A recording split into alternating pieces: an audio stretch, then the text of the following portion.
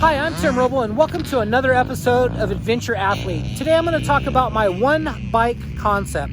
That's right, one bike that's set up to do everything. So I compete on this motorcycle in the Southern California Trials Association trials events, and I compete in the sportsman class and do really well. I take that bike, I race enduro cross with this bike, I race King of the Motos with this bike, and then I do all kinds of extreme terrain riding with this motorcycle. So let's go over some of the modifications that I've done to it to make it a one bike concept. Everything from trials to adventure touring. Starting in the back, I'm running the Enduro Engineering shark fin. And that has been a super nice way to protect my disc in the rocks, because this bike does looks pretty decent right now, but it does take some hits in the rocks. Coming forward, I'm running the Fastway lower linkage guard, and that has been huge. We'll take a quick look underneath here, and you can see how much that has taken a beating, as well as the bottom of the skid plate. This is a skid plate that I did a short run of 10 of. It's my own design, 1/4 inch 60-65 T6 on the bottom, and then varying wall thickness throughout. But works really well. It covers both the clutch side and it covers the stator side. I'll just take a quick little loop over here. And so far I haven't had any problems with any failures, stator or clutch cover getting dinked up.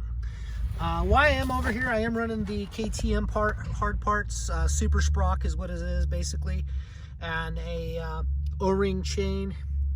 I do have the MSR reusable wave washer on that to go ahead and keep that locked in place.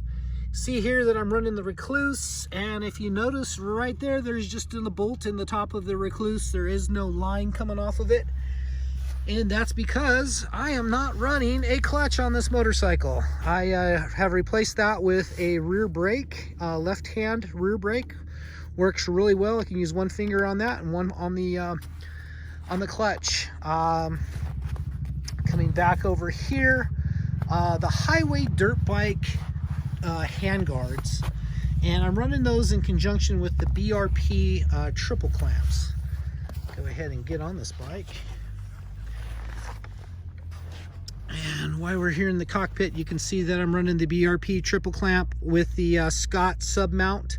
I really like Scott's. God, I've had about 6 or maybe 7 of these dampeners on different bikes, and they really work really well, and I have not had to rebuild one yet.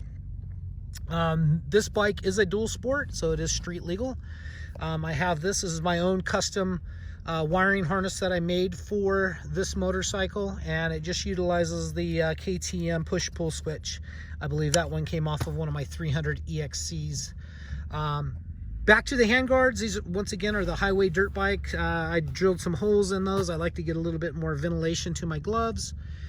These are a sturdy, well-built set of handguards. I was running the Circa Pro Bands, and I thought that this would be a better deal because it incorporates this mirror, and the mirror folds away for when I'm doing extreme enduro or even racing. So there's nothing that I have to change on this motorcycle to make it so it's not street legal, and it still works as a hard enduro rock bike where you can drop it in the rocks and not have a problem with it. Coming up forward in the cockpit, we can see that I have a Trailtech Voyager Pro on my own custom mount. This mount pushes the number plate forward. You can tell that I've cut off all of the little hangers and everything that made that attach to the fork. So this attaches up here with 2 nut plates as part of the bracket, and I probably will put some type of timer up top. I am running the Baja Designs light. With the stock configuration in this motorcycle like it sat, it was hard to get this beam adjusted correctly. Now it's in the right place, and I have plenty of adjustment to make it where I want to go. I am going to set something up here where I'll be able to reach over and adjust this front light on the fly. Something like one of their race lights works that way. I had one of their dual 8-inch, and it was nice to be able to adjust that. So I'm going to make that adjustable too. I may, I'm not sure King of the Motos this year if we're going to do our night race.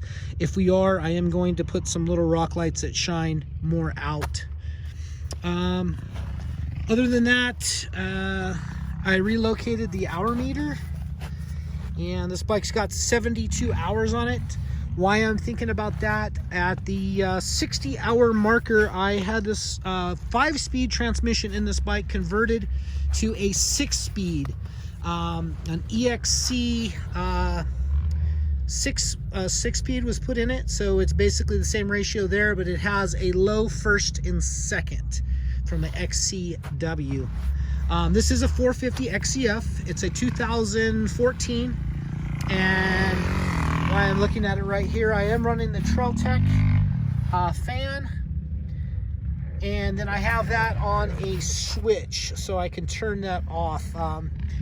Why that's important is being able to turn the motorcycle off. Like, say you're stuck on a hill or you're wanting to relocate, and you may stall the bike on purpose and relocate, or just take a break. You don't want that fan drawing your battery down because you don't have a Kickstarter on this motorcycle. This bike factory came at 222 pounds, which was about 3 or 4 pounds lighter than my 300 XCW 2-stroke in 2013. So that's kind of a cool thing. I wanted to try a bike that had the linkage on it, which I love. It does hang a little low for the rocks, but I've learned to ride it that way. Of course, I am using the Recluse clutch. I don't find a need to use the clutch on this bike so far. I took it off about 3 trips ago. I've competed in 2 events since then, and I haven't missed the clutch. So for extreme enduro, we hear a lot of this talk that you got to do it on a 2-stroke, probably a 300 KTM. A lot of talk on that. Probably the go-to tire is maybe a Golden sticky knobby gummy, or the M5B. I know a lot of guys run that. Now, I am tubeless, and I will agree that I have a way different setup to ride extreme terrain than most, but I run the Kenda Equilibrium in the back. I absolutely love this tire. It's not a real gnarly wide tire, but it gives you a, if you notice, it's kind of a tall tire, so it might not be a good go-to for somebody that has a hard time touching the ground. But I like that, and while we're talking about that, I am tubeless front and rear. Front tire on this bike is the 90-121 Shinko. It's basically their Golden tire knockoff. Now, I have a lot of guys that are saying, oh my God, I'm losing knobs and all this, and I've seen a lot of photos. I have had great luck with this tire. Absolutely phenomenal. As you can see, I got no knobs missing. Things held up well, and I'm not really, I think I'm running a 5 PSI in it with tubeless. On the front, this disc guard, you can kind of check the pattern out. It's my pattern, my design, and it matches my skid plate. I still have a run of 10 of those that I need to complete, but this is my one bike concept, something that you can ride very slow trials on, and it does really well with the temperatures. You know, we got snow out here at Cougar Buttes, and not really running very hot. I've been having the fan off, and I've been running at like 167, so that's a really nice job. Once again, street legal. I do have the KTM hard parts grab handle, and then I made my own back here. Tugger makes a very nice front strap and a rear strap. I just had made mine because they didn't offer it at the time that I mocked everything up. So anyway, that's my my one bike concept, and super thrilled with this bike. I'm probably going to be a while before I replace this bike. Usually I do 1 to 2 bikes a year. I've had this one since 17, but I did take some time off to build the adventure truck, so the bike didn't get ridden as much as I normally ride. But right now I'm all set up and back out at it. Just did a morning session out here in the snow. Makes the rocks a little slick, but it's not as bad as I would have thought. Anyway, if you guys have any questions, comments, concerns, hit me up down low. Let me know that I'm wrong to run a 4-stroke and recluses are for beginners that don't know how to use the clutch. You know, I've done trials now for, I believe this is my 19th year, and I'm really good with the clutch. Why do I use the recluse on this motorcycle? I can ride longer without fatiguing. So you're doing an extreme event like King of the Motos, got to be honest, I wear my finger and my forearm out on my left arm using the clutch so much, working up through sections. Why do something that I don't need to do? I ride the bike beautifully with no clutch. So that's taken off to even make the bike, you know, ounces lighter. But if it doesn't need to be there, I don't want it there. It's whatever makes it stop fast or go fast or roll over rocks or protect the bike. I'm interested in adding some weight, but other than that, I'm not. Anyway, that's going to be it for now. Thank you guys so much for watching. Hit me up down below. If you haven't liked and subscribed to my channel, please do. I appreciate each and every one of you. Every single comment that someone does, I get back to. So if you got a question or comment, hit me up down below. It might be a day or two like I'm out, but I'll go back the next time and get back to every single person within, you know, probably the week.